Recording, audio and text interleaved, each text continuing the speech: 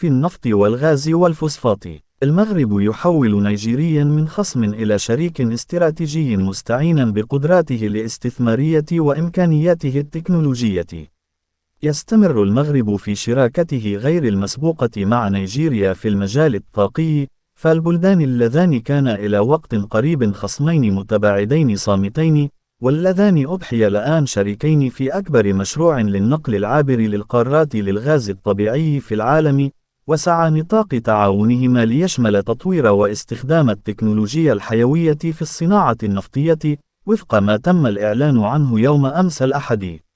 وأعلنت الوكالة الوطنية لتطوير التكنولوجيا الحيوية راهاد جلوبال انفستمنت ليميتد، الفرع النيجيري للشركة المغربية RVD Equipment Industries و NNPC Energy Service Limited عن توقيع بروتوكول اتفاق ثلاثي الأطراف بأبوجا حول تطوير واستخدام التكنولوجيا الحيوية في صناعة البترول، حيث ستشارك الهيئات الثلاث في استخدام التكنولوجيا الحيوية لمعالجة المشاكل المستمرة في صناعة البترول بنيجيريا. وحسب ما أوردته وكالة الأنباء الرسمية في نيجيريا، فإن الهيئات الثلاث نسجت هذه الشراكة من أجل تطبيق آليات التكنولوجيا الحيوية في تنظيف خزانات النفط، واسترجاع النفط الخام والتكرير وتطهير التربة الملوثة بالنفط، ناقلة عن المدير العام للوكالة الوطنية لتطوير التكنولوجيا الحيوية عبد الله مصطفى قوله إن استخدام تقنيات التكنولوجيا الحيوية ساهمت في حل المشاكل في قطاع صناعة النفط. والملاحظ أن هذه الخطوة تأتي بعد أيام من إعلان مالام ميلي كياري، الرئيس التنفيذي للشركة النيجيرية التابعة للدولة، التوصل لاتفاق مع المكتب الوطني للهيدروكربورات والمعادن من أجل التكفل مناصفة بتمويل مشروع خط الغاز نيجيريا المغرب، والبالغة قيمته 25 مليار دولار، معلنا أن المشروع وصل بالفعل إلى المرحلة الثانية من الدراسات وحاليا يخضع لتقييم الأثر البيئي واستطلاعات حق الطريق. وتسير الشراكة الاستراتيجية بين الرباط وأبوجا بخصوص المجال الطاقي في خط تصاعدي، إن في الوقت الذي تملك فيه نيجيريا احتياطيات كبيرة من النفط والغاز، فإن المغرب أضحى بوابتها للوصول إلى أسواق جديدة كبرى، وخاصة أوروبا التي أضحت أكثر احتياجا لمنافذ أخرى للغاز والنفط في ظل استمرار الحرب الروسية الأوكرانية، حيث تضع المملكة إمكانياتها اللوجستية والتكنولوجية على الطاولة. واستطاعت الشراكة النيجيرية المغربية رسم معالم تغيير خريطة الأمن الطاقي في منطقة غرب إفريقيا، حيث وقع البلدان اتفاقا مع المجموعة الاقتصادية لدول غرب إفريقيا سيدياو، ثم مع السنغال وموريتانيا وغينيا بيساو وغانا وسيراليون وغامبيا، في سياق السعي لتمرير خط الغاز الطبيعي الذي يصل طوله إلى 5660 كيلومترا عبر 13 دولة، ما سيسمح بنقل 40 مليار متر مكعب من هذه المادة. وفي خطاب ذكرى المسيرة الخضراء يوم 6 نوفمبر 2022، أكد الملك محمد السادس النظرة الاستراتيجية للمملكة تجاه خط الغاز المذكور، مبرزا أن الأمر يتعلق بأكثر من مجرد مشروع ثنائي بين بلدين شقيقين، وإنما يريده المغرب مشروعا استراتيجيا لفائدة منطقة غرب إفريقيا كلها، التي يبلغ عدد سكانها أكثر من 440 مليون نسمة.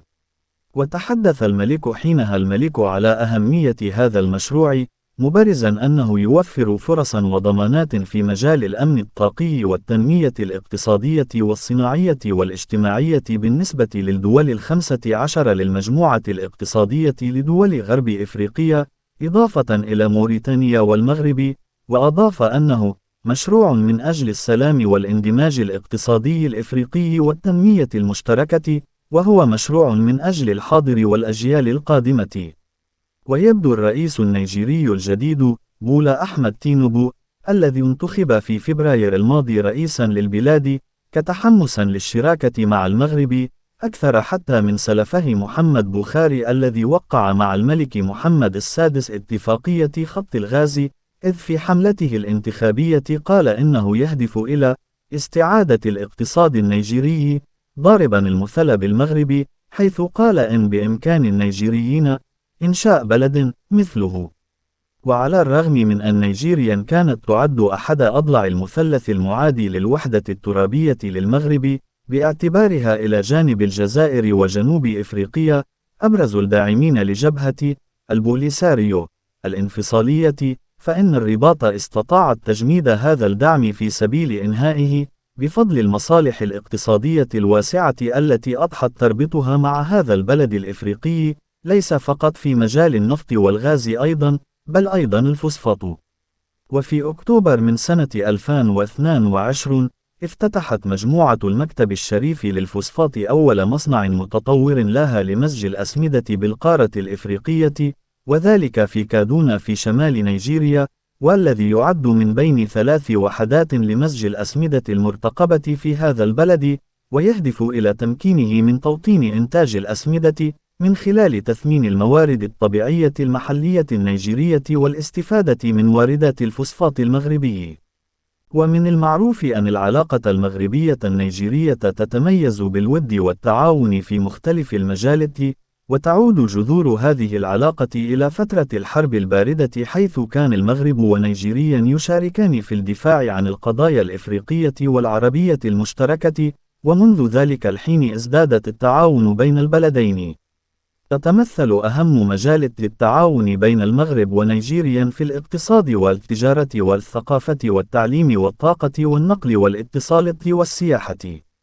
وقد تم توقيع العديد من الاتفاقيات والمذكرات بين البلدين في هذه المجالات،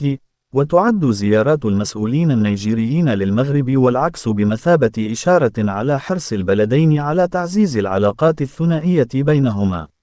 على الصعيد الدبلوماسي، يشترك المغرب ونيجيريا في العديد من المنظمات الإقليمية والدولية مثل الاتحاد الأفريقي والمجموعة الاقتصادية لدول غرب إفريقيا، كما تتعاون البلدين في الدفاع عن القضايا الإفريقية والعربية المشتركة في المحافل الدولية. يمثل المجتمع النيجيري المغترب في المغرب أيضا جزءا هاما من العلاقات الثنائية بين البلدين، حيث يعيش العديد من النيجيريين في المغرب ويساهمون في الحياة الاقتصادية والاجتماعية والثقافية في البلاد. وعلى الرغم من وجود بعض الخلافات في السابق بين البلدين حول الصحراء الغربية، إلا أن العلاقة المغربية النيجيرية تستمر في التحسن والتعزيز على جميع المستويات. ويجب أن نذكر أيضا أن هناك عددا من الشركات المغربية والنيجيرية التي تعمل في بلدانهما، ممن يعزز التبادل التجاري والاقتصادي بين البلدين. ومع ذلك، لا يزال هناك فرص كبيرة لتطوير التعاون بين البلدين، وخاصة في مجال التعليم والثقافة والسياحة. ويمكن أن يساعد التعاون الثنائي على تحقيق التنمية الاقتصادية والاجتماعية في البلدين وتعزيز الاستقرار في المنطقة بأكملها.